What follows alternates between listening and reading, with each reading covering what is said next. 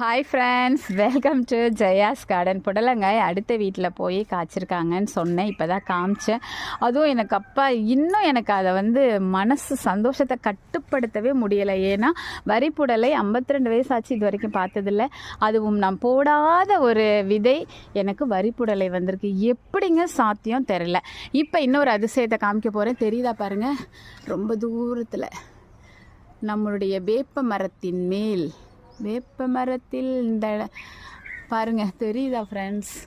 அது மாதிரி அங்கே பாருங்கள், மாமரத்தில், அடுத்த வீட்டு மாமரத்தில் தெரியுதா அந்த இடத்துல மஞ்சள் கலரில் இவங்க பீக்கங்காய். எல்லாரும் எங்கேயாவது உயரத்தில், அதாவது பாலினேஷனுக்காக அவங்கள வர வைக்கணும், இவங்கள வர வைக்கணும். ஹேண்ட் பாலினேஷன் ஒன்றும் தேவையில்லை.